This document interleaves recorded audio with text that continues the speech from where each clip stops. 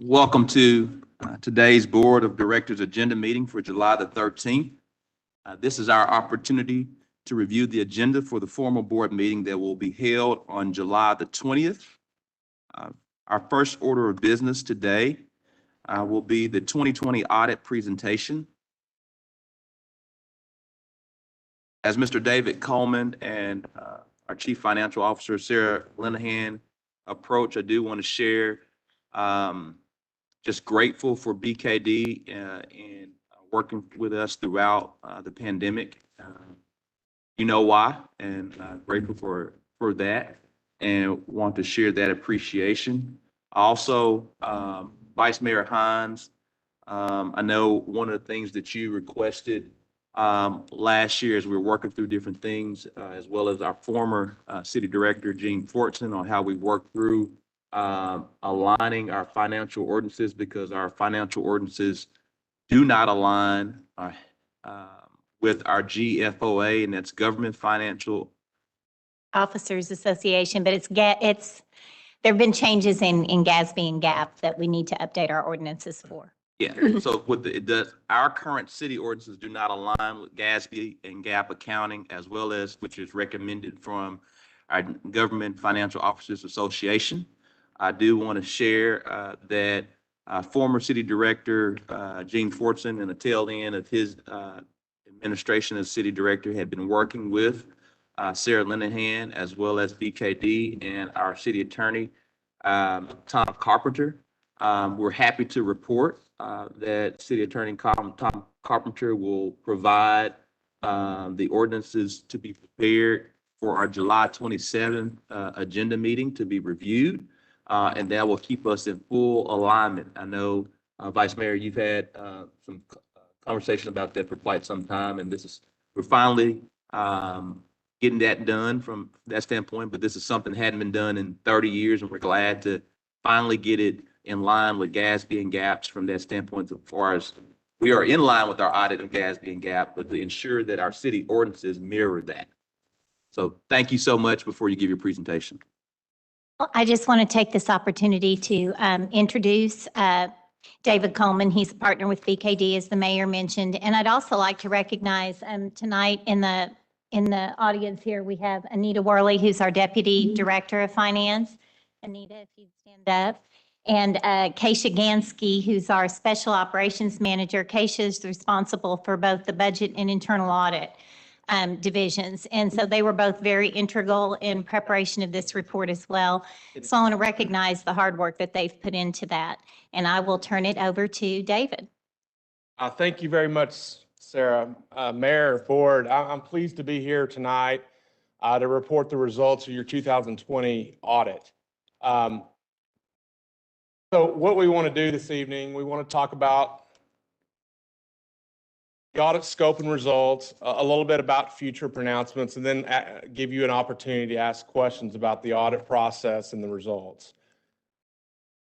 First, I'm pleased to get this out of the way first. You're receiving clean, unmodified opinions. So the city has basically 4 separate audits during our audit process: the audit of the financial statements, internal control, federal compliance, and then Arkansas state compliance. I'm pleased to report to you that there are no findings to report to you, a clean, unmodified opinion on all your grants and everything. So no bad things to report there. As we've discussed before, since you do receive federal grants, you are required to have a single audit performed every year.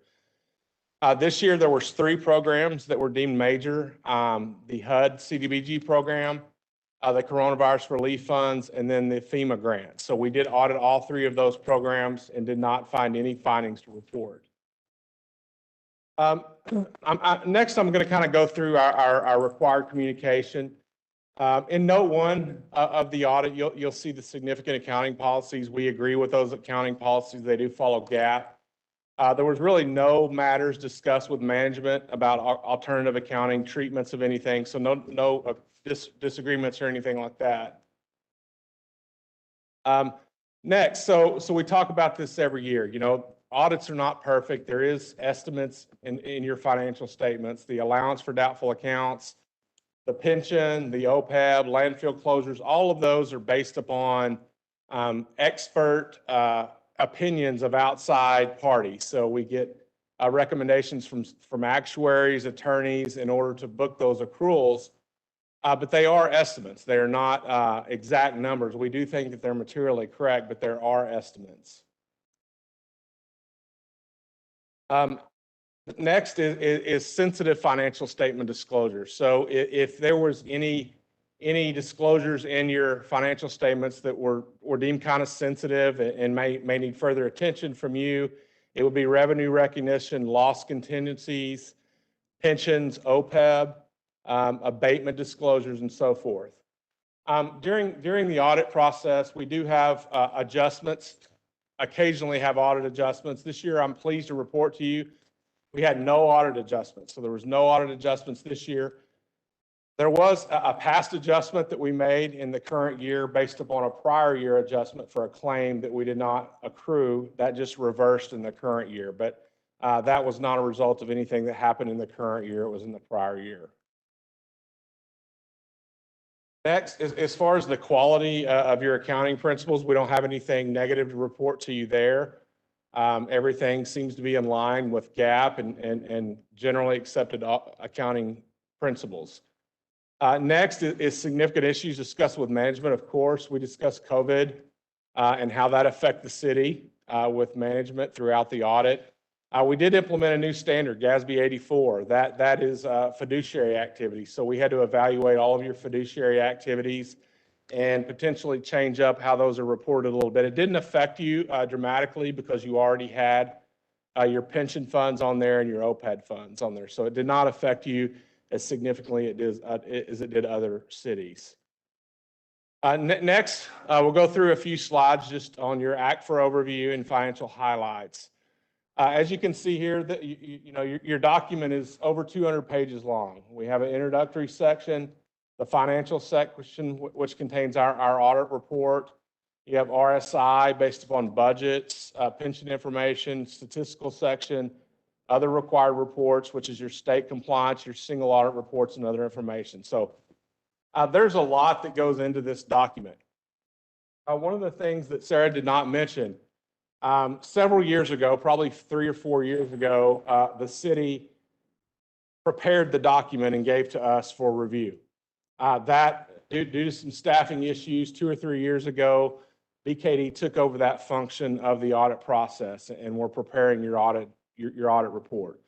I'm pleased to report in the current year, this document is 100% yours. It is prepared by Sarah and Sarah's team, Anita and her team. They went through the hard work of preparing the document themselves. So what that means to you is they know the numbers, what goes into the numbers, and really we audited those numbers to make sure they're materially correct, and we did slot our opinion. But that document was not prepared for us, it was prepared by management. And next, I always talk about the general fund. As you can see here, we like to look at general fund, unassigned fund balance. The current year, you did increase your unassigned fund balance, I think about $3 million. That was due to sound fiscal management. Your budget, some of your revenue numbers came in higher than you expected from conservative estimates, but you did have a solid year from the general fund perspective. Next, we always talk about pensions. And you can see at the bottom here, the $280 million represents where we were at this time last year. That represents your net pension liability. Through some really good market performance, the current year, as you can see, went down about $40 million. So your pension plans are better by better funded by $40 million compared to the same time last year. All of the pension funds perform well. Most of them are pretty well funded. As you can see, the closed fire and pension funds are about 50% funded. Those are the lowest funded plans that you have. Your OPEB, you do supply health insurance for your retirees. You are funding that liability. Your net OPEB liability at year end was $14.4 million compared to $17.6 million last year. That liability is 36% funded compared to the same time last year is 26.5% funded. Couple future pronouncements, nothing to get too significantly worried about right now, but we do have to implement GASB 87. As some of you remember, a few years ago when we brought on all the pension plans onto the financial statements, there was a lot of work by management. This is probably the most significant accounting standard since GASB 34. It's going to require city management to go through all of their leases, all of your leases that you have throughout the city, evaluate those leases, and put them on the balance sheet. So there's no such thing as an operating lease anymore. They're all going to be reported on the balance sheet. We've already started working with management on coming up with a plan to identify all of those leases, but we will need to adopt that standard next year. GASB 91 is your conduit debt obligations. This standard defines conduit debt and really says, okay, it's not debt of the obligor, of the issuer. So there's been some confusion in practice. I don't think it'll have a significant impact on you all. GASB 94 and GASB 96 are out there a few years. They're just clarifying standards. And again, I don't think that they're going to have significant impact on the city's financial statements, and they're not going to be that complicated or that difficult to adopt. That concludes my prepared remarks. Again, very thankful to all of management, the mayor, the city manager, for helping us get through the past couple years and being in a position to issue your audit report in a timely manner. I will add, you did receive the GFOA award last year with minimal comments back from your financial statements. We do expect you to receive it again this year on your current report. So with that being said, I appreciate it. I thank all of you, and I'll be happy to answer any questions. Thank you so much.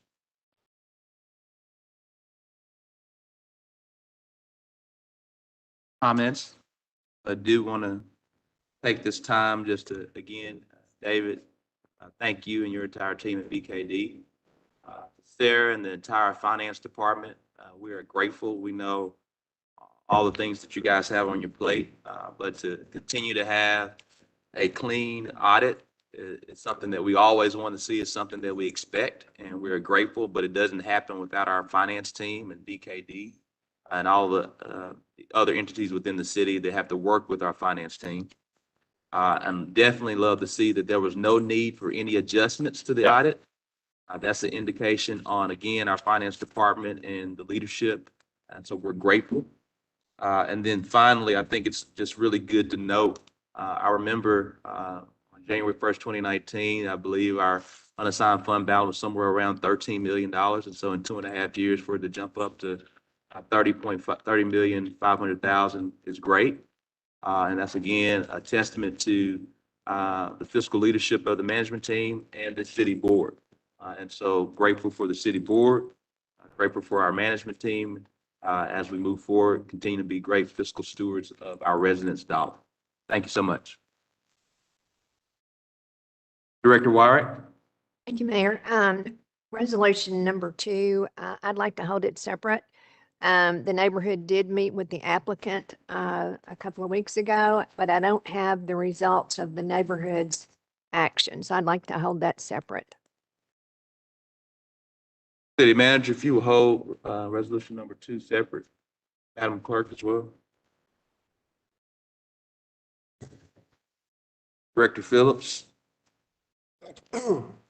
Excuse me. Thank you, Mayor. Let me make sure I get my mic right, make sure I'm in the camera.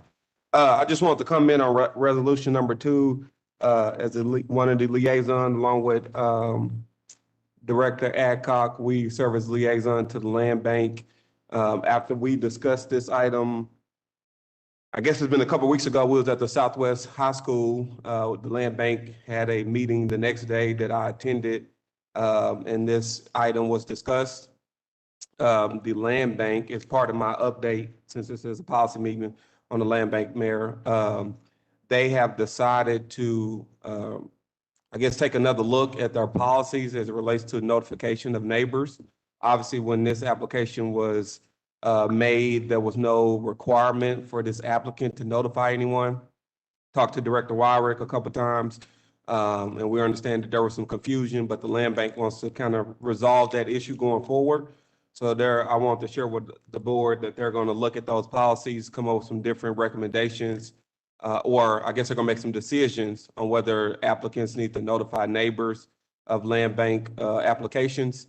And once they're finalized, they're going to make a request to, I guess, the city manager to get on our agenda meeting for some time in the next couple of months to kind of make sure that we as a city board understand what they're doing from a land bank standpoint. So I just want to share that with our colleagues as it relates to resolution number 2. Now follow up. Yes, Director Wyrick. Director Phillips, I appreciate you getting involved in that with the land bank. Director Wyrick, if you could bring the microphone just a little closer to you. Okay. Can you hear me now? Yes, ma'am, very Okay. clearly. Thank you. Director Phillips, I'm thankful that you brought that up with the land bank and that they are looking at that. This situation was a little bit different than what we've dealt with in the land bank. When you're totally changing the use of the property.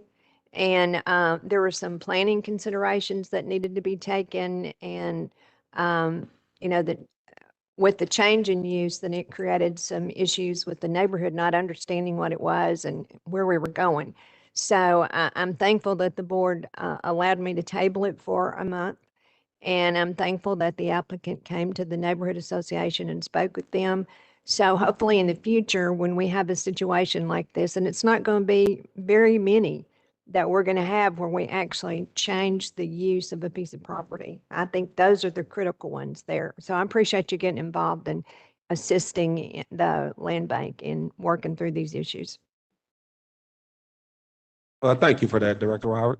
That's all I have, Mayor.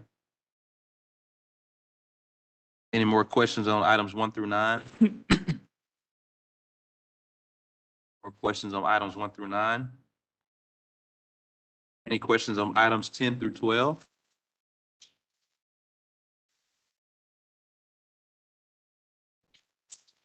Any questions on items 10 through 12? Seeing none, our agenda meeting is now adjourned. We'll now open up our policy meeting. I will now have a policy discussion on multifamily housing developments. Director Jamie Collins is going to provide the presentation.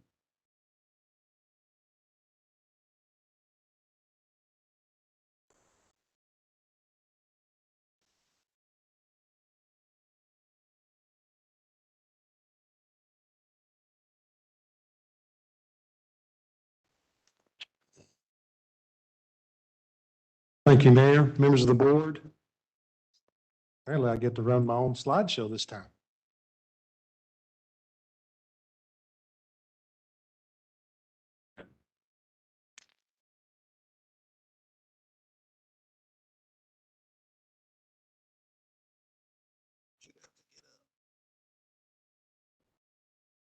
What I wanted to do in this presentation was kind of go over where we are currently with the city of Little Rock and planning for multifamily. So first is for everyone at the board and also the public that is listening, what do we consider a multifamily? Essentially, it's any dwelling unit that is more than one unit in itself. So they could include duplexes, townhomes, apartments, condominiums, other types. And not all rentals are necessarily multifamily, and multifamily doesn't necessarily have to be just rentals. There are multifamily units, condos downtown, and some other aspects that are owner occupied, and also owner occupied in townhome developments. We've also had applications in the past where individuals or the property owners done a townhome development and lived in one of them. And typically what we're looking for in multifamily is what are the benefits in multifamily? And just for the units per the acre, development costs are set. They typically grow every year. We have had a growth in building costs over the past year, but hopefully I've heard some reports that we're having some drops in those costs now. But that affordability, that cost per unit, so if you've got a 20-acre piece of land and you're looking to develop a single family, just the cost per acre to put in multifamily, reduces that cost for the developer and therefore reduces the cost for the renter or the owner of the multifamily. And that's part of that increase in the density. And why do you want to increase the density? Well, just for the infrastructure. I think I've made the statement before, if we had an entire jurisdiction full of nothing but single-family homes, that is a heavy cost for the density on our infrastructure, on our roadway maintenance cost, on the water, the sanitary sewer. And so you really want a good mix of that. And that's where the next comes in. It's the variety of housing units. You do want a good mix of single-family residential, also multifamily residential, and a different mix of just the density of the multifamily residential. So how does multifamily housing improve our city? Well, it improves the livelihood of workers and businesses, increasing the tax base and efficiency for using public resources. You hear me explain a little bit about that in the infrastructure. Also increases environmental sustainability. And that kind of boils down to just that density and how many units per acre that you're going to use. How are you using your infrastructure, your resources that a municipality may have? It also enhances the quality of life, allowing for a healthy, culturally vibrant, and a place-based lifestyle.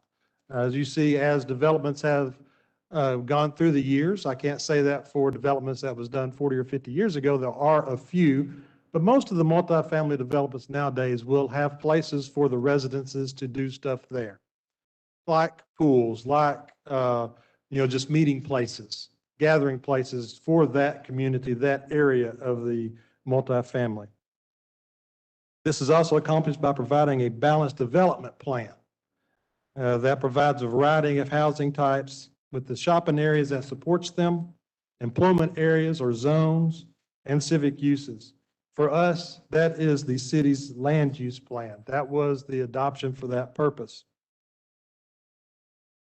The city's land use plan shows areas of development, and y'all have seen that, and we present that for residential, office, commercial, mixed use, agricultural, mining, park or open space, public or institutional, and transitional. And the transitional has gone away over the years as we have grown as a city. That transitional goes from like office to residential, and that land has already moved to a different type of land use and a different type of zoning. But what we're talking about today is more residential. What types of residential? We designate residential in our land use with 4 designations.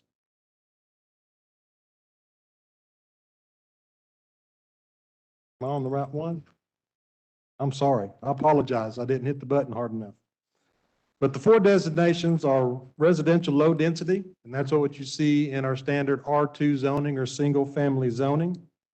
Residential medium density, and that will kind of have a mixed use of it, as anything from essentially 6 units to the acre to 12 units to the acre. It could be single family residential. It could also be multifamily residential, and residential high density. And what we're looking for that is density at 12 units to the acre or more, and mobile home parks for the city. As talked about previously, residential high density is looking for 12 units per the acre on there. And what we have is we have went through the plan, and currently we have 967 parcels of land that total 2,550 acres of residential high density within the city limits. Out of that, currently, 838 parcels that include 217 acres are developed. 129 parcels that include 533 acres are undeveloped.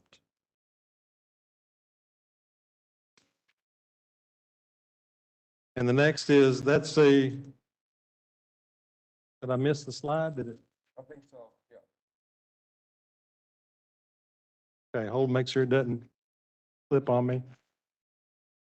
So if it's too small for you to look at on the screen, please kind of look at it on the handout we gave. The magenta color, the darker color is the residential high density of land use throughout the city. So you'll see kind of it is spread out through different wards throughout the city. And I want to kind of also point out, we put on there some of the master street plan, major roadways within the city, and the majority of them are located at collectors or above on the infrastructure.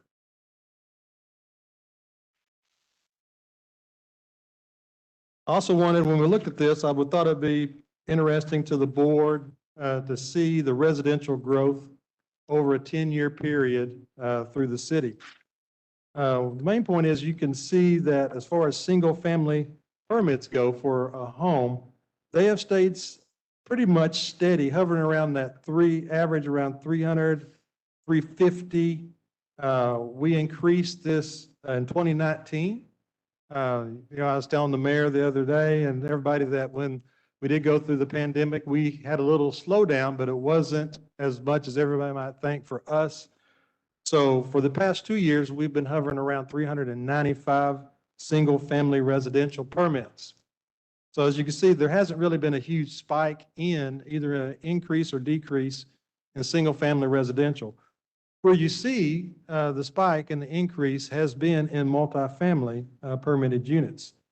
As you can see on this graph, there's 3 spikes, one in 2011, one in 2017, and one in 2019. And that really corresponds to larger developments that have been permitted that are going out that you are currently seeing being filled up right now. Some are on Bowman, south on Bowman, and some of them are out west in the West Little Rock area.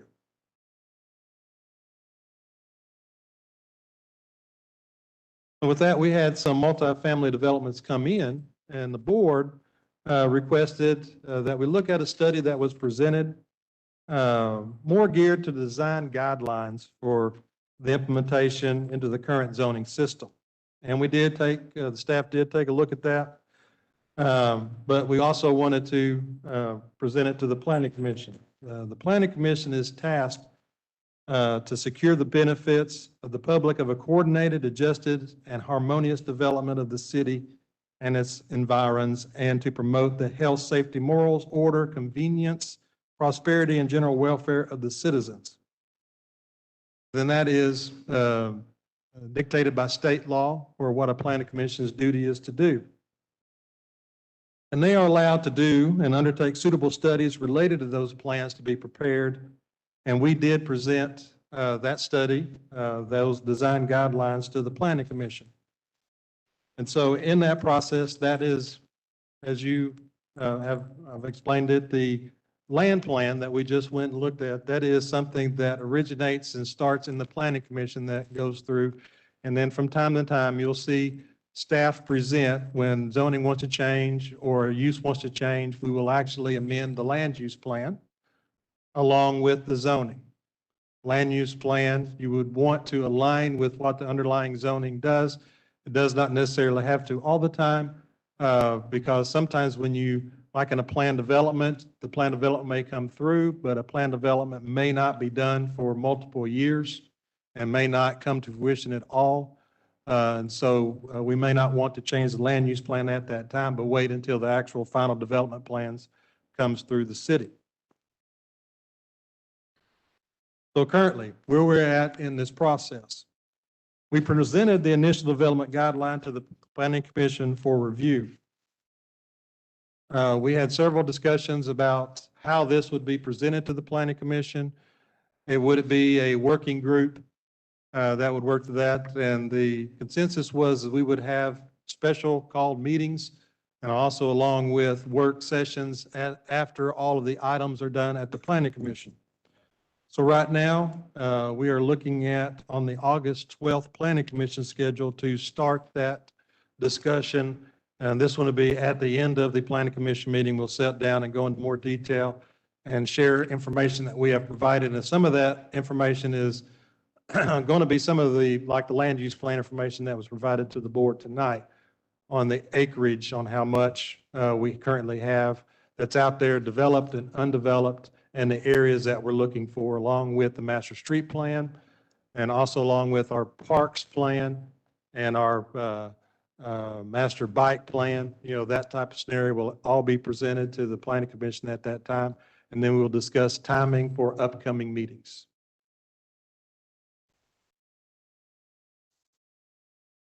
With that, I'm happy to entertain any questions that the board may have. Thank you, Director Collins, for your time and attention in this presentation to the members of the city board. I'm sorry, Director Hendricks. Thank you, Director Collins, for your time and attention for this presentation to the members of the city board. Director Wright. Thank you, Mayor Scott. Mr. Collins,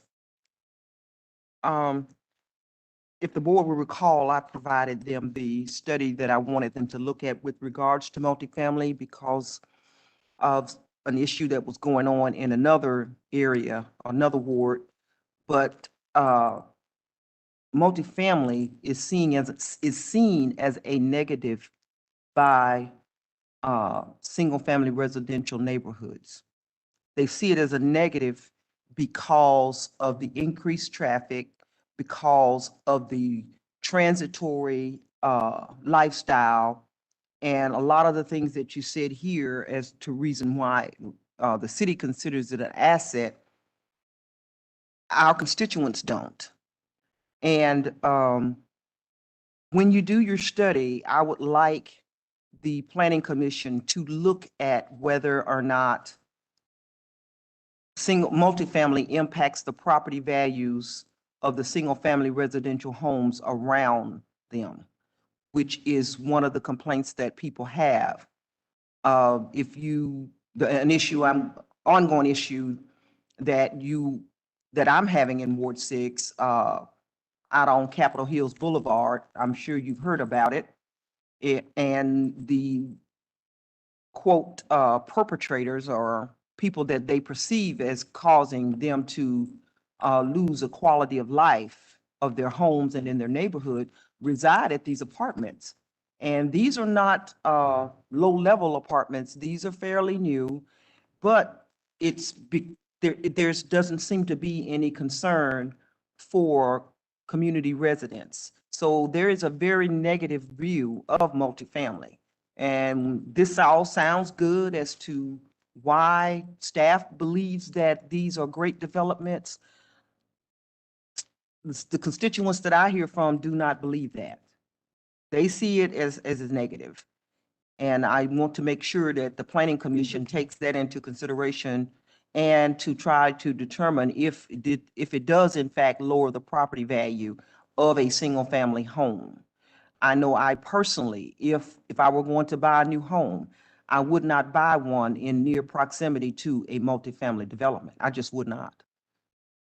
Yes, ma'am, I've made that note. We'll make sure that we address that. Thank you. Director Phillips. Thank you, Mayor. Mayor, and I have a few questions, so I'm happy to defer to my colleagues if they feel like I'm gonna take up too much time. Do you have your notepad with you? I do. Director Peck. Go ahead, Director Collins. Go ahead. All right, thank you. Thank you, Director Collins, for the presentation, and thank you to the mayor and city staff just generally for being responsive to us as a city board to discuss these issues. I share some of the concerns that Director Wright just outlined about the disconnect between the development of multifamily homes and what our residents and citizens want in their neighborhood. So that's one reason why I asked for this presentation. So I thank you for doing that. I do have a couple questions. One, you mentioned, you talked about the land use changes, and if you can pull up the map of the land use plan residential high density, I had a question about that one.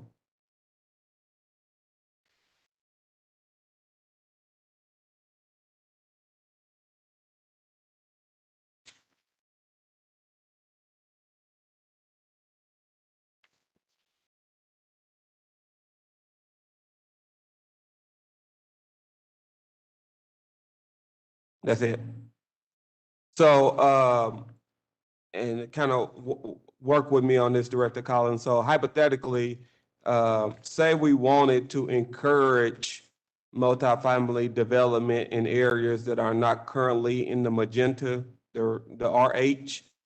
For example, say this board decided, okay, we really want to have more multifamily developments in downtown Little Rock, as opposed to the current condos, but some more, high-rise apartments like we have in some of our sister cities. Could you explain to us and to the public what the process would be for us to change the land use to encourage that development in a certain part of town? Yes, the process is that any change in land use and also zoning starts at the planning commission level. So a study is performed, and we do them from time to time. It was a little bit prior to your term that's here, but the previous board has seen several times. We'll come through, we used to come through every year and go through different sections of the city and revise the land use that has changed by zoning or different types of transition. And what we have tried to switch to with the planning commission has been more of corridor-based, more of location-based. Instead of going through and more iterative looking at those areas, we're looking for corridors. So right now, there'll be one that will be coming before the board pretty soon within the next month that is looking at the Woodrow corridor.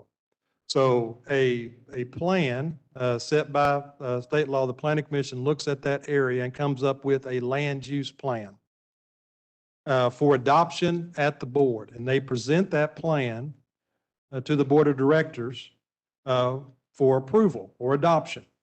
And at that point in time, it may become an iterative process. It is not solely in the planning commission. It is not solely in the board. It is the board wants a certain area to be looked at.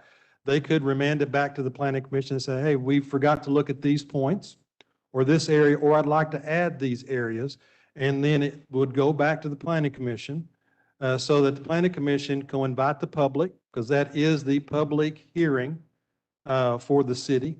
And they send out all the notices, notify the neighborhoods, and have that public meeting. And that public meeting does not have to be just one meeting. It could be multiple meetings before something is presented to the board to revise the land use plan.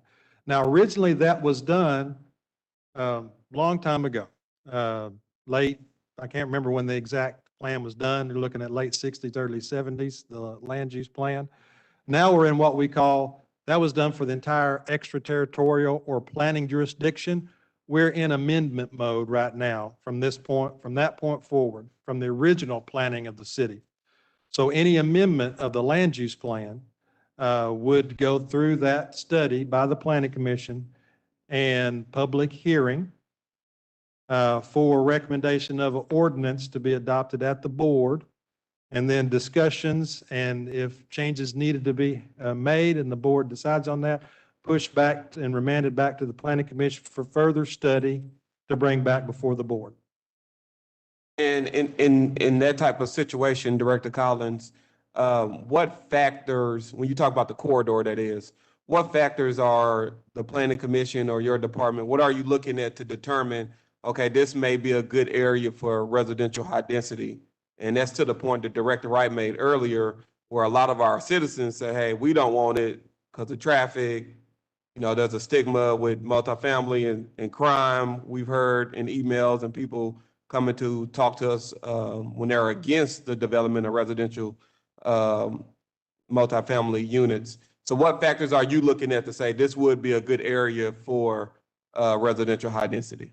Well, we look at multiple factors, and it's infrastructure. Do they have the infrastructure available for that to come in with very little impact to access the roadway network, to have the sanitary sewer available, to have the water available.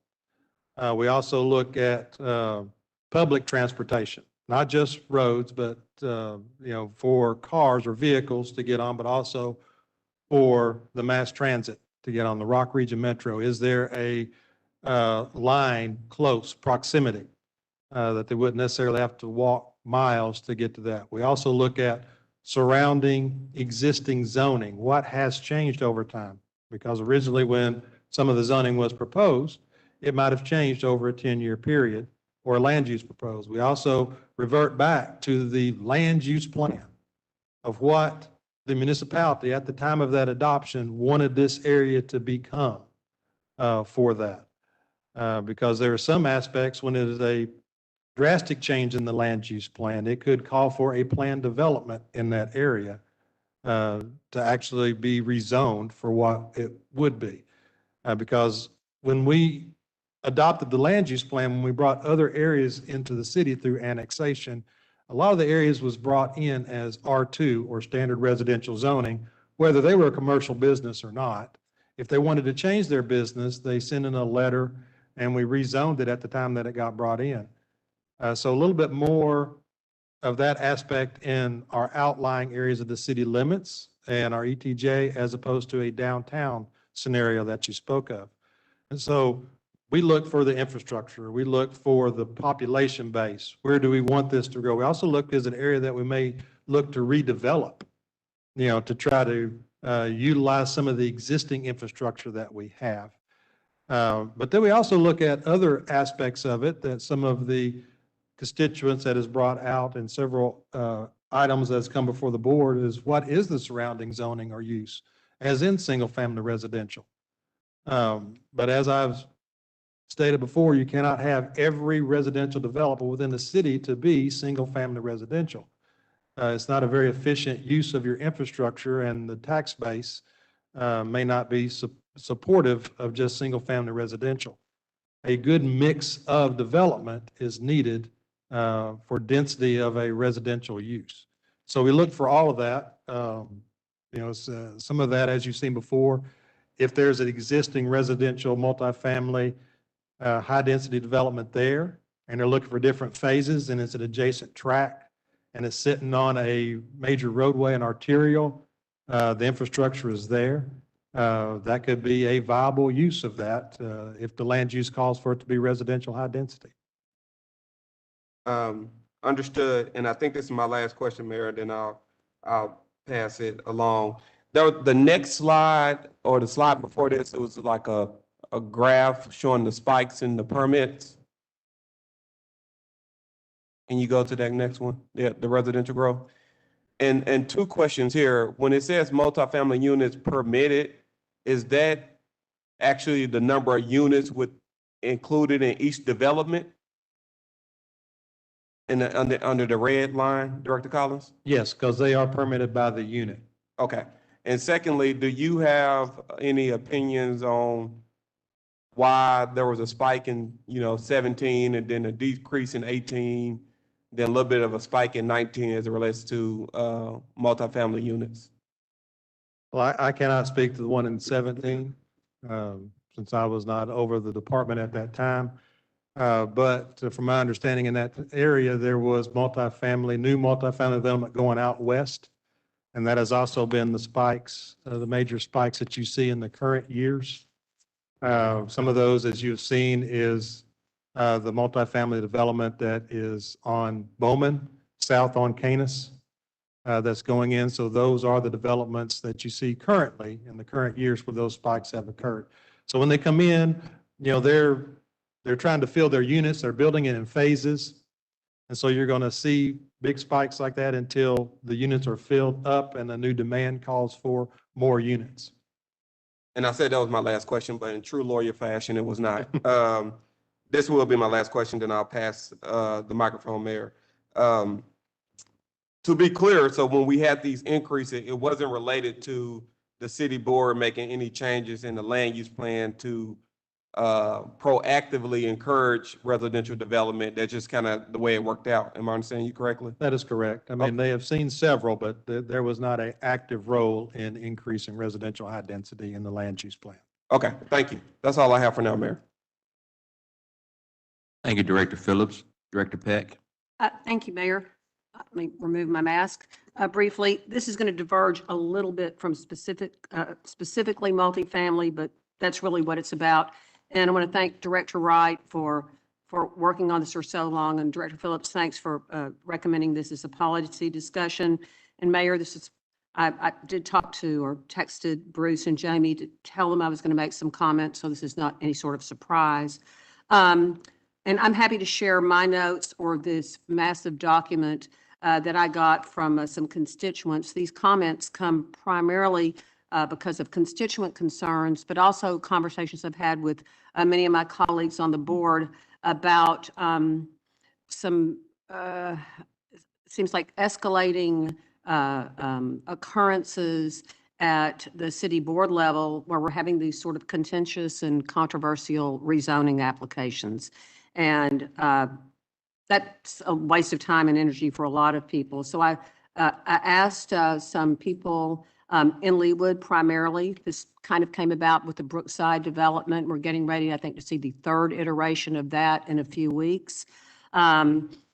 Getting some comments from them and others who have actually dealt a lot with planning about ways we could improve and the relationship between residents and planning commission and the planning development department for more transparency, less conflict, and ultimately coming before us less.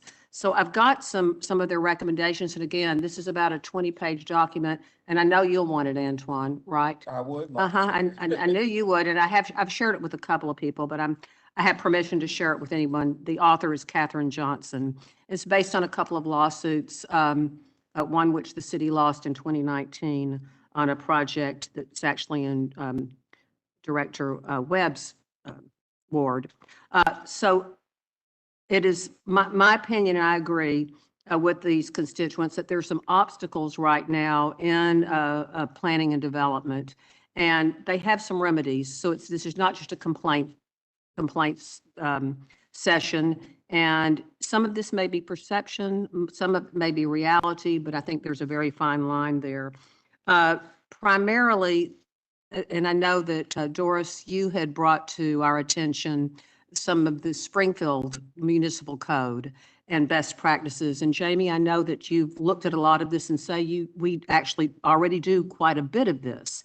But here's some things that I'd like to see us at least consider. One is the notification procedure. The Missouri Municipal Code calls that the developers must meet with the residents at least 21 days prior to the Planning Commission hearing. It's a requirement. They have to meet with the residents or the neighborhood association at least 21 days prior to the hearing, and encourages even more notice. The notifications have to be sent to residents not within 200 feet of the development, as we do here in Little Rock, but within 500 feet, as well as relevant neighborhood associations 10 days prior to the meeting. So just more involvement, more input from residents. Other recommendations, details about notifications in plain language. I've talked to a lot of constituents that say, well, I don't have easy and ready access to an engineer. I don't understand the terminology. It's very hard to navigate. If we could get details in plain language with definitions about exactly what is being proposed, it would help clarify things. Also updating the P&D website, where there would be a page specifically for residents on how to navigate the process. People generally say planning's helpful, but it is, and I can relate to this, a whole new jargon. I know when I first got on the board, I kind of had to learn a new language. I mean, BJ, you've been speaking this forever, but for a new person or for a resident, it can be intimidating. Another thing that they have asked for is an update of our ordinance regarding public legal notices. Right now, these notices are only required to be printed in newspapers. How many people read? I mean, I still read the newspaper on my tablet, but it's usually buried in the back, and it's just difficult. And I think it needs to be updated to reflect a modern means of information dissemination, whether it's on Nextdoor, email, or something like that. A couple of more items. An agenda items that have heavy public attendance, where there are 20, 30, 40 people in attendance.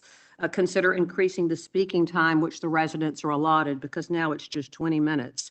allowing residents the right to reserve their time to respond, statements made by developers. Right now, they can't reserve that time.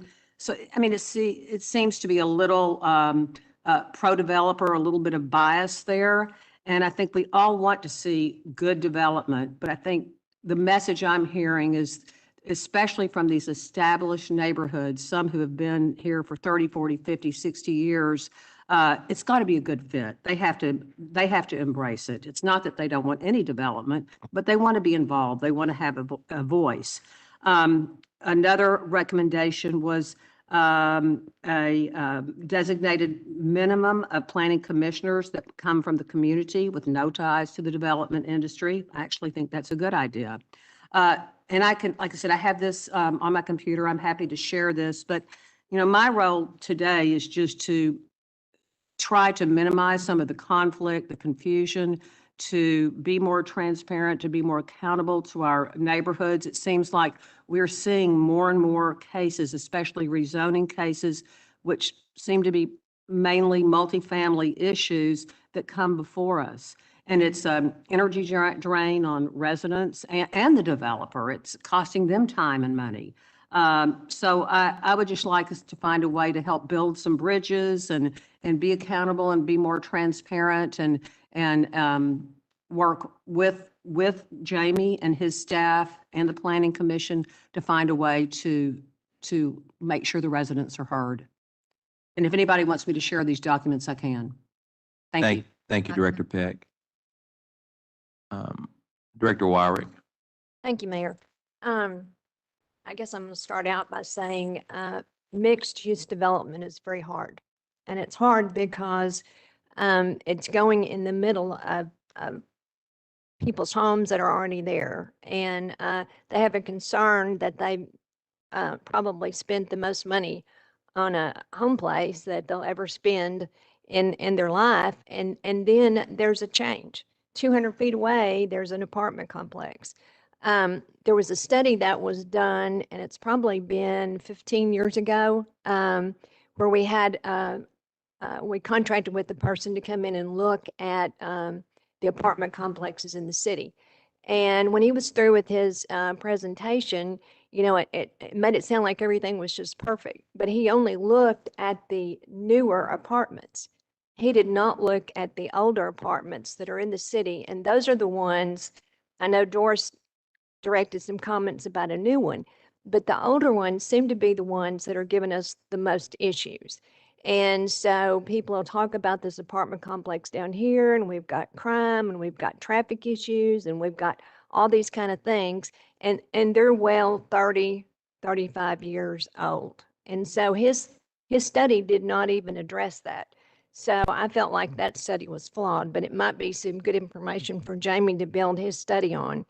I'm hopeful that I don't really know the scope of what planning is going to look at, but I hope that as we talk about this, that we revisit the areas that are multifamily already on the land use, because that's a frightening thing for a neighborhood person to buy a piece of property and then find out that next door to him is already on the land use plan, a multifamily project that could come.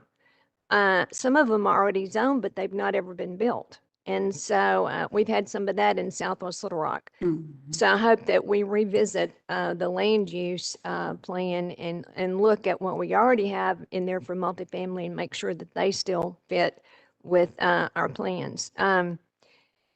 I would venture to say I've looked at a lot of neighborhood action plans, and nobody in those neighborhood action plans say, oh, I need an apartment here. That's what I want, is an apartment complex. They want single family residents, and it may be a better profitable thing for the city due to the infrastructure, both for the city and the water and the sewer. But, we've got real life residents that are living there, and that impacts them. Mixed use development is very hard. And as I said, when we had the original look at this by a contractor, he said it was a great thing to do.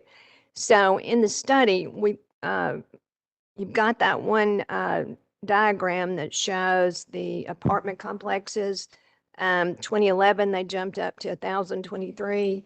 I would like in our study to look at those 1,023 apartments and determine if that was our best use for those apartments, determine what's going on in those apartments and get some information from 20-year-old apartments. That's relatively new, but I think that will be an insight to the Planning Commission to understand what's a good fit for multifamily. I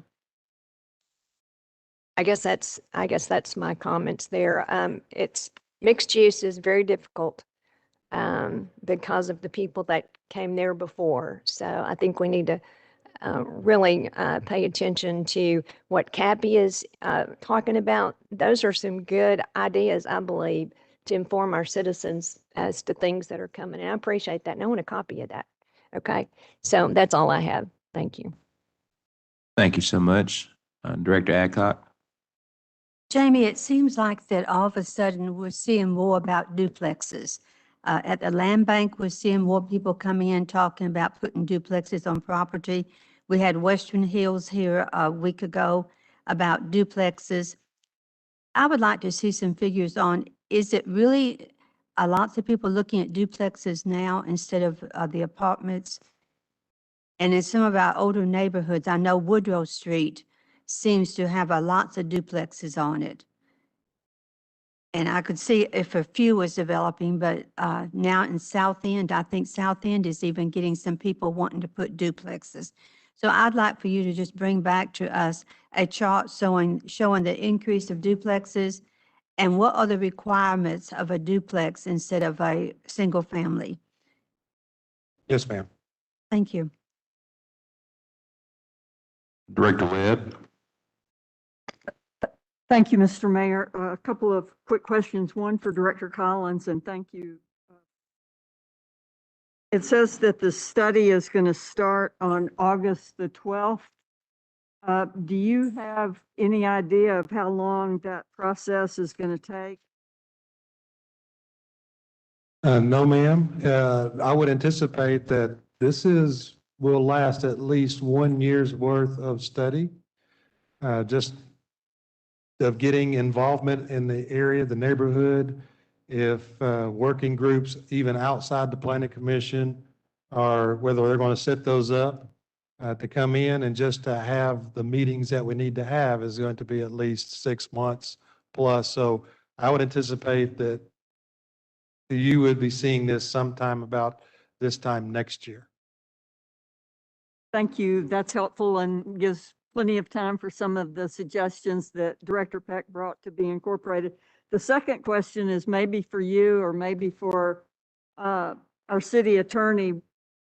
Somebody mentioned the perception.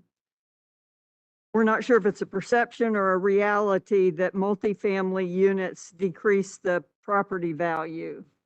And do we have anything definitive, any studies that speak to that? And I'm not familiar with the lawsuit. I read what you had, Cappy, but I didn't delve into that lawsuit yet. And so, or do we have any lawsuits that would indicate that that is a true statement or a perception that multifamily, particularly apartments, decrease property value? So either. Yeah, and Mr. Attorney, if you would, because I'm not familiar with a lawsuit that we lost in 2019. It must have been. It wasn't about that. Well, I'm sure you know, Tom. Go ahead. Excuse me. Well, you're talking about Alexander? It was about the Murgaron.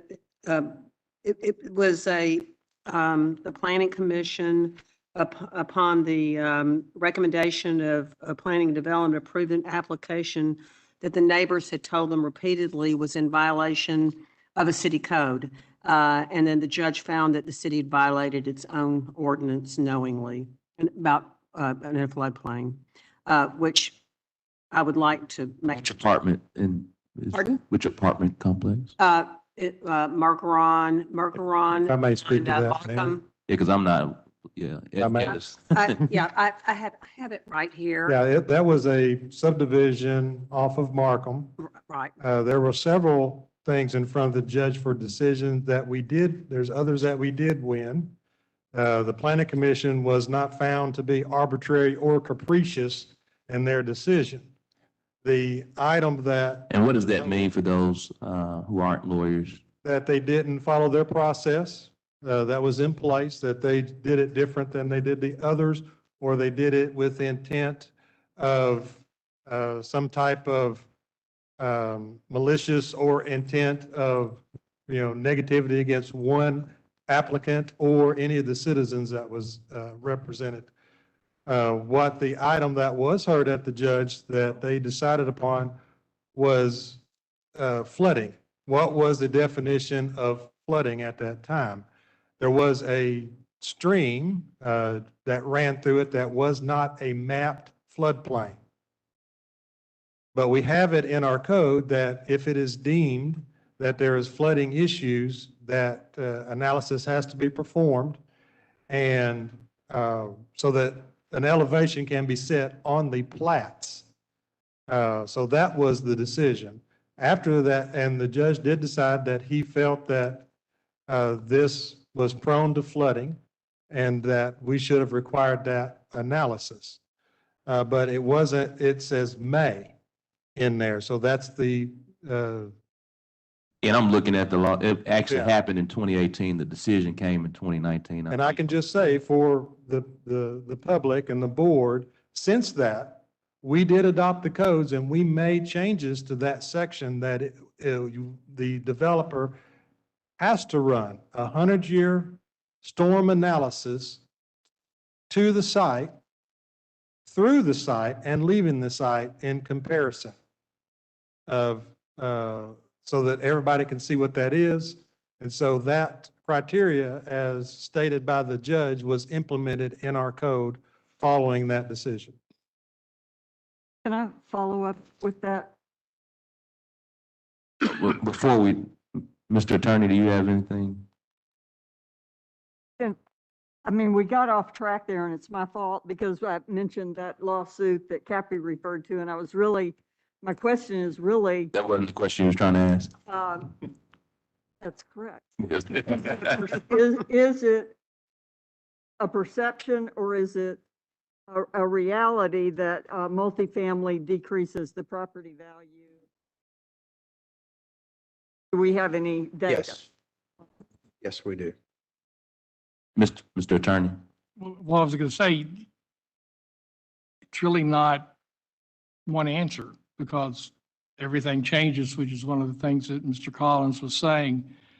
And we've had numerous examples where ideas about changing housing patterns, neighborhoods and all that were going to decrease property values and in fact increase them, yet there was still a perception that they were decreased. I think the things that Mr. Collins talked about were important in terms of infrastructure, transportation, things of that nature. Director Wyrick has been one who says, why are we building this type of development here for people who will need transportation and can't get to work or can't get to the grocery store? And so I think that's really the issue.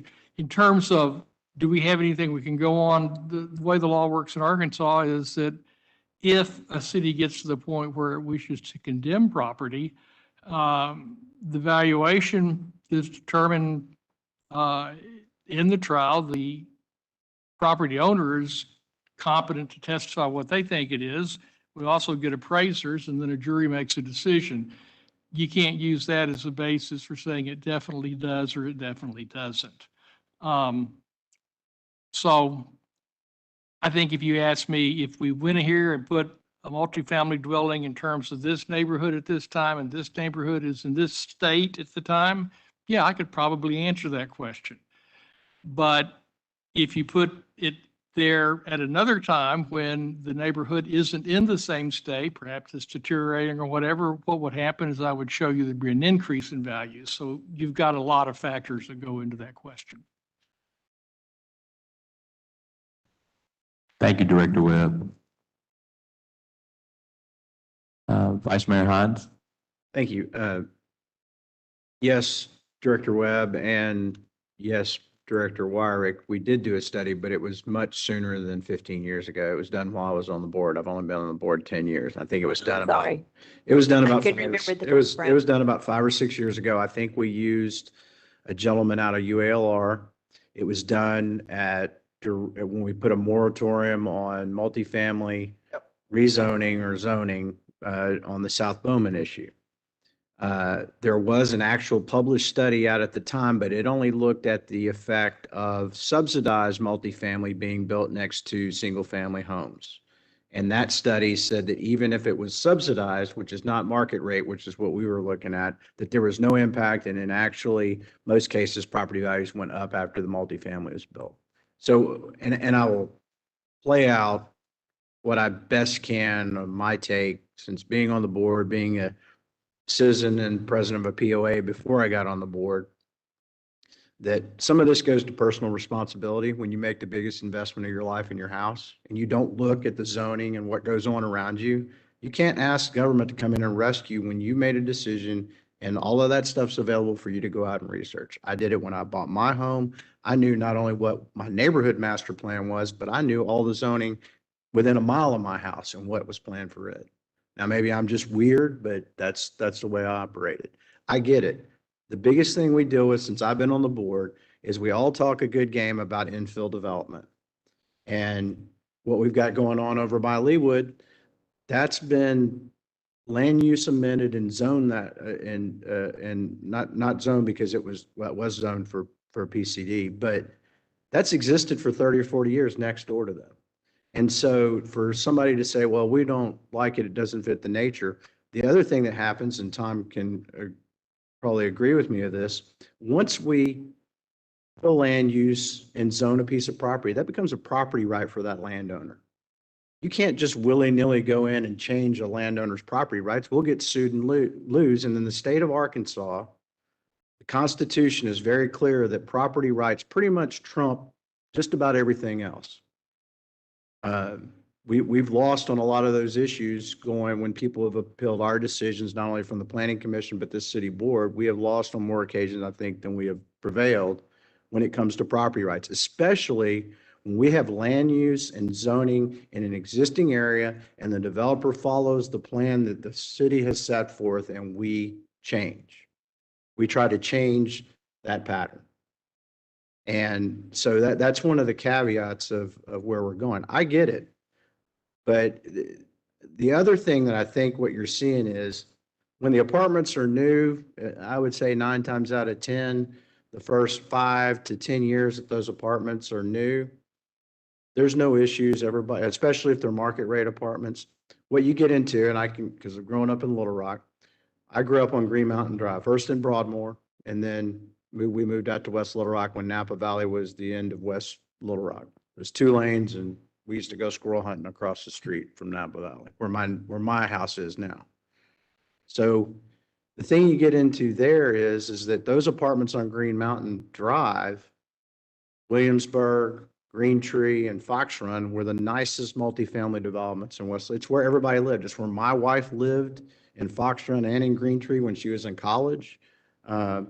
So what really happens is in the second and third lifetimes of those multifamilies, and it really goes back to our code enforcement. We're only inspecting, Jamie can correct me, our multifamily once every 5 years. A multifamily unit or complex can go into disrepair unless, if a new owner takes over, they don't recapitalize it. And that's really where the crux of our issue with the crime and the perception that multifamily is bad is on these existing units that have been there for 35 to 40 years that are not being maintained. And we've got great, and this is not, and when I talk about subsidy, when the federal government made the choice 20 or 30 years ago that they were going to do away with the projects and start outsourcing subsidized living to multifamily, private multifamily developers, there were some unforeseen consequences, but we have very good multifamily operators that have subsidized multifamily. We never have any problems. It's the bad operators, and it comes down to code enforcement and the operators that are not operating in good faith those multifamily complexes. And I think that's where the crux of where we get into this good or bad in the perception. I would agree. We've got some bad multifamily that's the nucleus of criminal activity. Used to have it out on Chenal Parkway at what used to be called the Fountains on the Chenal. It's now called the Wellington at Chenal. Part of the reason it was a totally, pretty much, I'd say 90% subsidized multifamily. A developer came in and took it from a subsidized multifamily to a mix of subsidy and market rate. Our crime problem, but it had to do with the developer, and this company comes in. But, you know, we get down to it, and we don't want to put ourselves in the position that Fayetteville has in Northwest Arkansas, where their growth is so high, they don't have enough housing. And then we all get to all these things we want to see and happen.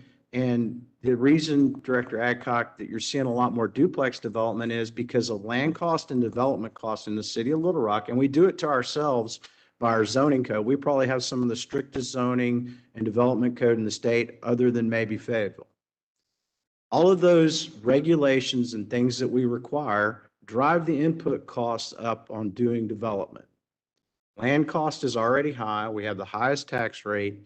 And so when you do that, then you restrict the access to being able to build affordable housing. And quality affordable housing is attainable, but not if we layer on so many layers. And the most inexpensive way to build affordable housing is with density. Multifamily, the higher the density, the cheaper per square foot development you can get. But with that, it's a trade-off. And I would encourage you to look at what the Biden administration is doing. The Obama administration came out with a policy called Furthering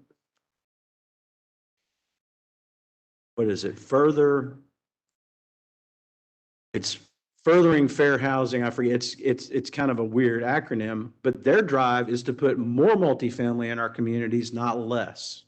And so that policy right now is being taken up again by the Biden administration. It was started being put in place by the Obama administration, never quite, or it got there, and then the Trump administration rolled it back.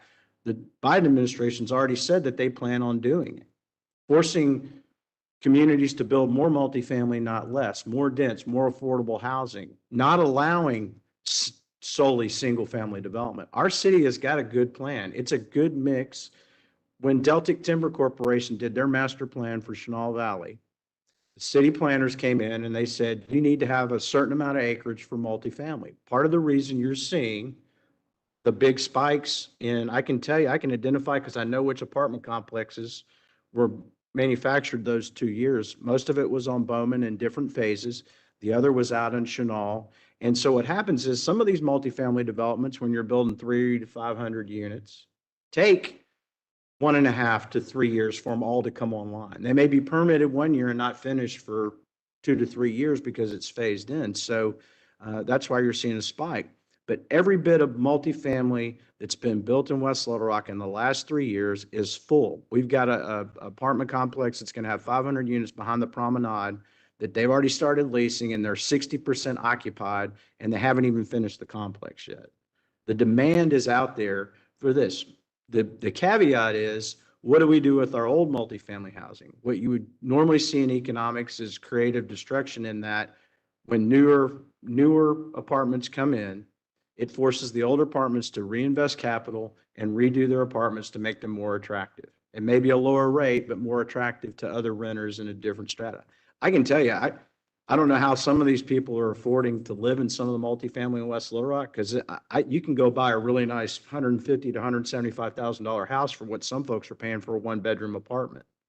The other dynamic that's changed in our culture is our millennials tend to be more mobile, change jobs a lot more. Their goal in life when they get out of college or out of high school is not to go own a home like most of us were taught. They're doing it, but they're doing it later. And I mean, I think this is a whole big picture before we start poking things and adding layers of restriction and cost to things, and realize the reason. I had a conversation with some of the folks in Leawood. Well, why don't they just come in there and build like 0 lot line homes? I said, well, the problem you got is that landowner has a land use that's residential high density. That zoning adds value to that piece of property. If it was strictly zoned single family, it would be different.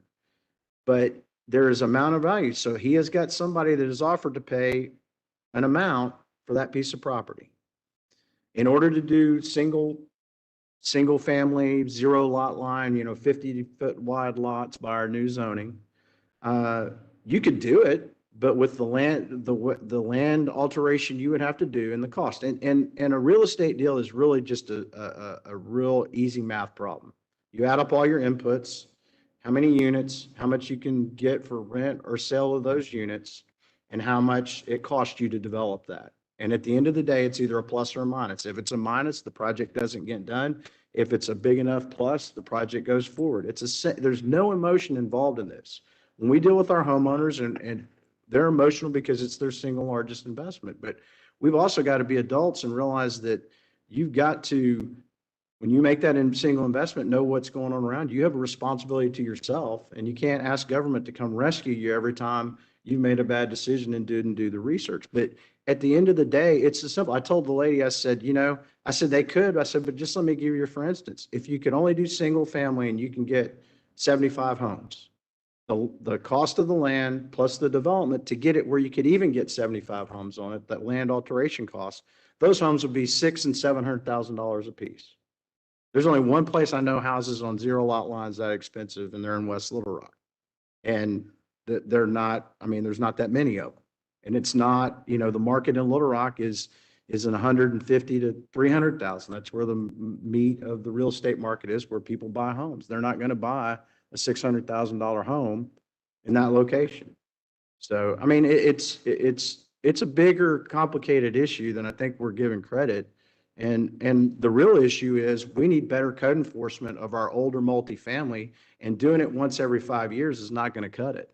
And we've got to make a policy decision at this board to increase, if this is something we want to address where our multifamily is concerned and get rid of this perception that they're all bad, is we've got to do better code enforcement on our multifamily that exists. And we don't have the code enforcement budget, the code enforcement officers, and doing it once every 5 years is not going to cut it.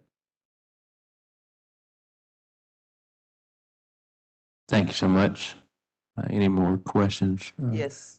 I have, maybe not on that. I hope. Oh, one second. Director Hendricks. Did you call? Director? Yes, ma'am. I think all of you received, I know that, I hope that you did. We may not have read it yet, but I sent an email to every one of you. This board does not communicate well with one another. And I think we need to take a look at housing department and turn it upside down. And I would like to meet with Mr. Moore and whomever. It's ridiculous. You all did see the photos. That's all the time. I send these kind of pictures to the mayor and to Bruce all the time. And it's only south of 630. I get many, many calls. You all would be surprised. And I allow people to call me up until 10 p.m. So we need to do something about that, Mayor. We need to take a look at the housing department. The last time it was reviewed and make some drastic changes. Yes, ma'am. You all did get the photos, I hope, that I received. Yes, ma'am. It's awful. Nobody should live like that, next door to something like that. Thank you. Yes, ma'am. Director White. I wanted to follow up with Mr. Collins on something he said about our land use, and I think the statement was, we need a mix of housing types in order to achieve something. I didn't catch the last of that, but my question is, why do you need to mix multifamily in with a single family development? I've never understood that thinking.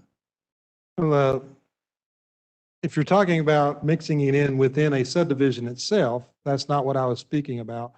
What I was speaking about is, as part of that transition of zoning, you do not want single-family residential necessarily abutting a commercial zoning, okay, or definitely an industrial zoning type of aspect. There are some types of land uses and zoning that offers that transition from a single-family residential detached to something of more commercial. Multifamily is part of that. That is typically what is seen in that transition that breaks up that type of aspect. But you also want to make sure you're aligning your multifamily on major infrastructure needs. So you're not putting it down a 2-lane, single-family residential roadway in the middle of a subdivision. That's not the point. The point is that that mix needs to be done in a way that could be adjacent to, but it also can be adjacent to where single-family residential are larger lots, as, you know, may not be a 50-foot wide lot, maybe a 75 or 100-foot wide lot. Some of the old ranch-style lots that you have seen driving down Markham past University going west.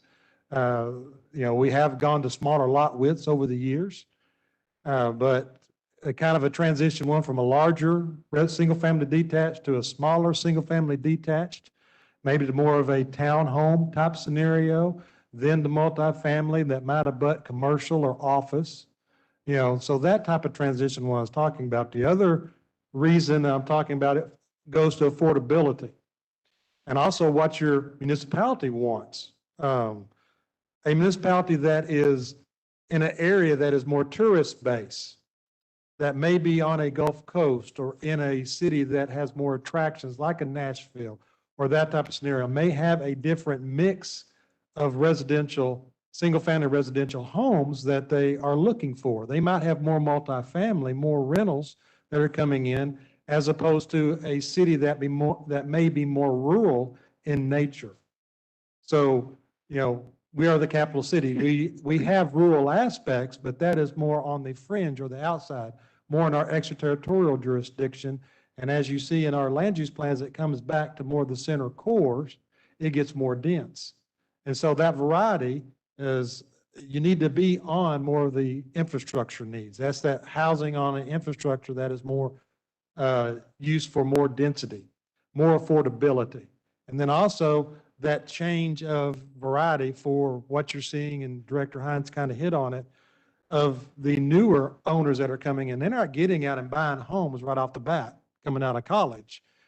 And I remember when I got out of college, it was get a home. That's an investment. You're not getting that large type of purchase right out of college with the people that are wanting to live inside the city limits right now. You may to some extent, but it's not to the extent that it was in decades in the past. And it may be that affordability. The homes that we have may be out of the price range that they want to get, and they're getting in that type of affordable multifamily development to save. They're also looking for the low maintenance type of aspect. And once you get that in a multifamily, you may pay dues or some other type of aspect in a multifamily, but you're not out there mowing your half an acre tract of land every 2 weeks and maintaining the home. Because there is a cost that home ownership, you need to put back so much to maintain your home every year, or it does go into disarray. High grass, paint, that type of aspect. So when I was talking about a good mix, that's what I was talking about. I was also talking about a good mix for just the fact of a tax base. As I've said, if you have an entire municipality that all residential is single-family residential, that may be a lower rural-based type of municipality. As you get a large municipality, your tax base, your infrastructure that you need to build to support that cannot solely be based on single-family detached homes. You have to have a good variety of mixes of denser development, denser single-family development, multifamily development, along with that office and that commercial to attract it to come in to spend money in local jurisdictions. Okay. Thank you. Thank you for that explanation. And I do agree with Director Hines on a number of things that he said. We do need to do a better job with our code enforcement, but even if we had more code enforcement officers, even if we were able to inspect all of the rental property within our ordinance, I just don't think the laws of our state will even allow us to take care of some of the issues that our constituents bring to us. So I know the ones that bring the issues to me. I mean, it's very, very difficult to solve these issues. As I was talking to the gentleman last week about the car that's keeping up all the noise and You know, they even got video and they know where the car resides. They got the license plate, and yet we can do nothing. At least that's what I'm told. Nothing can be done. So I don't know what the answer is, but I know that it's a very vexing concern. And it's all typically 99% of the time seems to stem from multifamily. Anybody with answers, I will entertain it. Thank you. Thank you, Director Wright. I'm looking at the.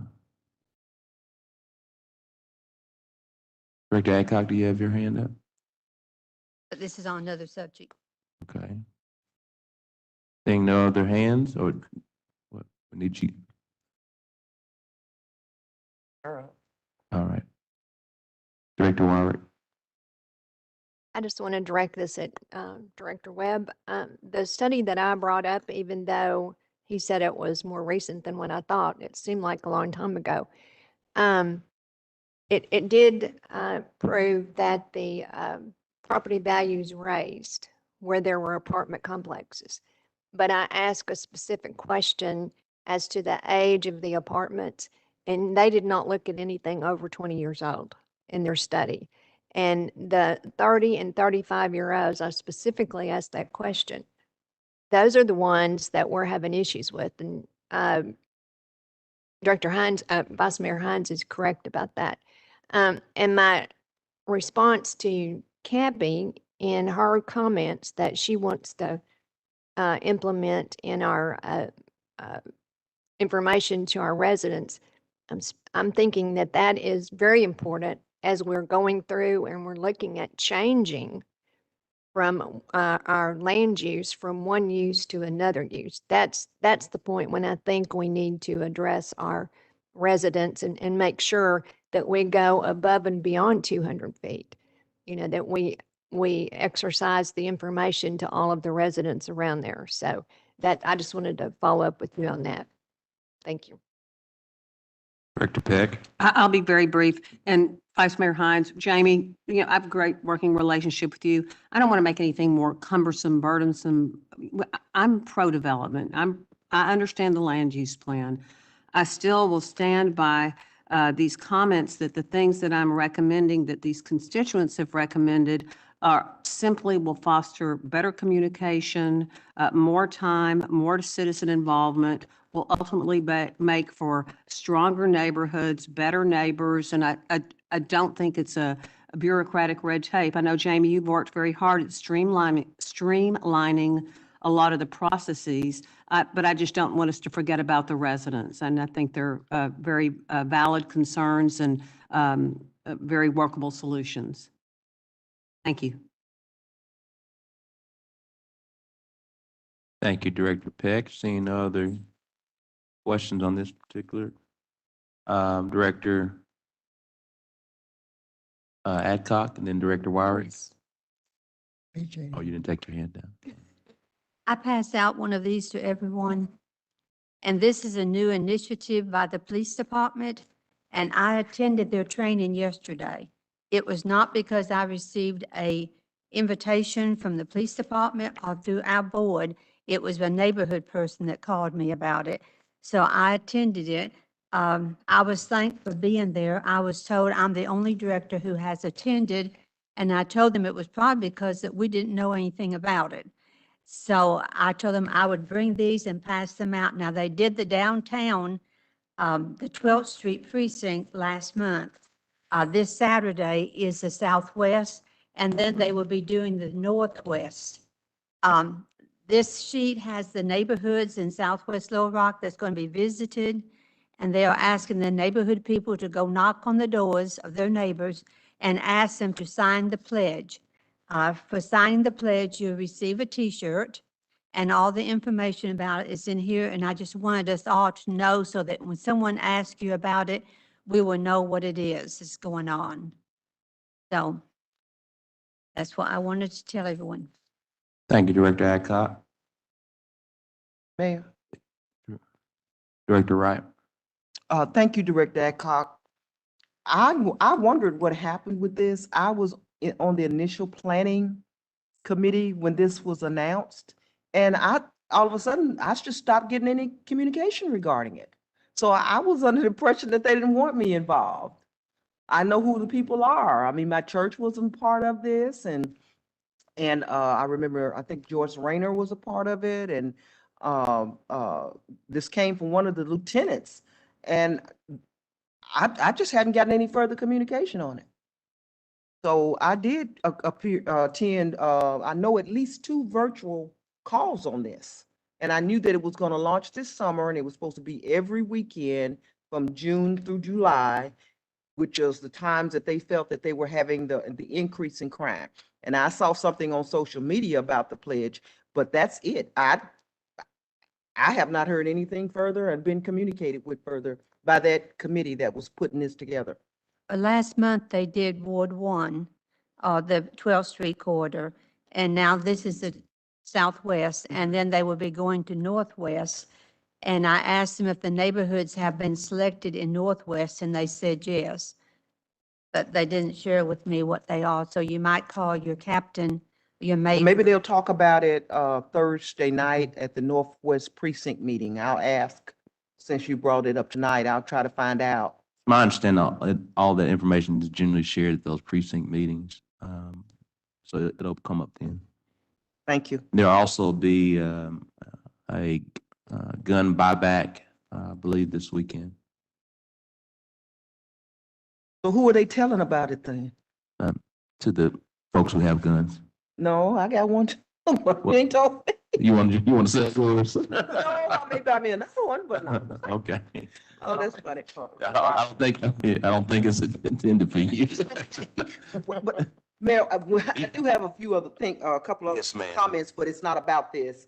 So when we get to You're- the last item, I do want We're to ask some things. moving on. You can go to it. We're going to make an update on the targeted community development appointees. I need to meet with 2 board members, just based on some things we've read in the ordinance, and otherwise we do have majority of the names, but I want to announce all the names together, and I need to visit with 2 of the board members. Okay, so I can go forward. Yes, ma'am. Okay. Well, Mr. Moore, I need a report from you on the resurfacing in front of McMath. I'm getting some questions from constituents, and I've noticed that it's getting worse. There should be 2 more phases to that streetscape on Barrow, there in front of McMath, and then at the Canis and Barrow intersection. Those 2 sections have never been done. And I know at one point you had expressed your thoughts that maybe the money had run out, but I was told that the money had not run out. They just have not done it. And I'd like to know a timeline for when they will do those 2 sections. Then my next point, I attended the virtual meeting with Briarwood neighborhood, and they had some issues with right-of-way cutting near Brady Elementary. And they have an issue with lighting near the Park Plaza where apparently there's a footpath or a street that people walk going over that area to work, and there's not proper lighting. And Mary Julia was going to send an email with that information in it so that you would know exactly where we need the lighting. But I know we have our right-of-way crew and we have our litter crew, and she's going to send the streets. But I did recall that they said the fences back up to Brady Elementary School. And I know we have our right-of-way crew that can cut that because that is city right-of-way. Anytime there's a privacy fence, anything on the outside of that privacy fence is not the responsibility of a homeowner to have to cut that, which is what some of the participants said they had been told when they called it in. And I know that's not true. Okay, so I'd like you to look into that. And as I said, when I get the email or she sends it directly to you, I don't know how she's going to do that, but I did tell her that I would follow up on these 2 major items. That lighting is very, very important, especially when people are trying to walk. And as I understand it, to people that work at these areas wear dark clothes, so you can't see them at night. Kathy, you might want to add to that. It's by the funeral home there. It's on Markham. I can't Near picture it. Near the Chick-fil-A. Oh, okay, now I got you. Yeah, I mean, I know where you're talking about, but where's this path? I mean, they want us to light a walking path? No, it's a street. You're saying there's no street lights on Markham? Yeah, Okay. that's why I said I just wanted to bring it out because I'm not clear as to where they're talking about. Because what I've seen over there is lit. We'll get the address and then we'll share with Energy. But that cutting, street, that right-of-way cutting and the litter, if you can have staff review those areas. That's all I have, Mayor. Director Phillips? Yeah, yes, sir, Mayor, and I apologize. If Director Collins can come back up, be very brief. I know everyone's wanting to leave.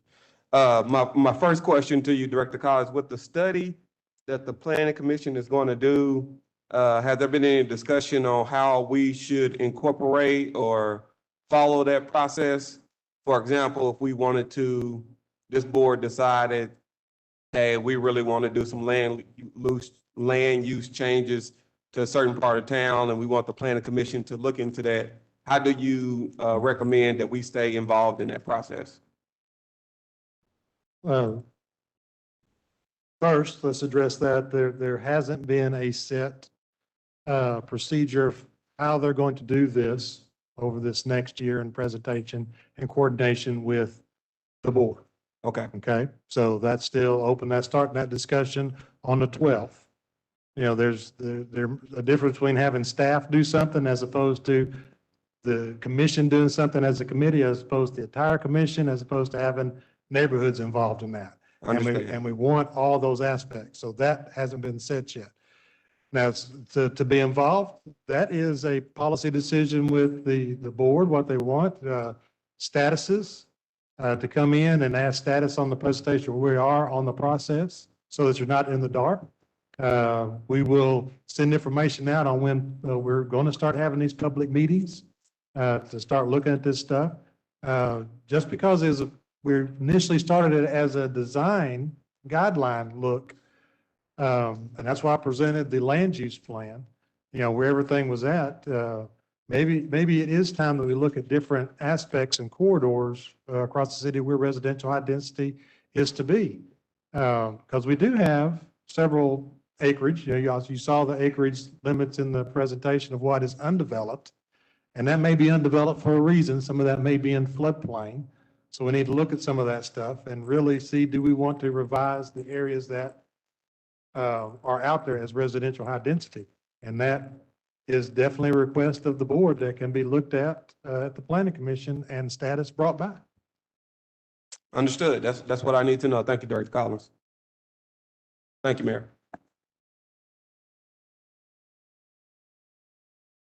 If we have any more questions, seeing none, do we appreciate everyone? Everyone have a great day.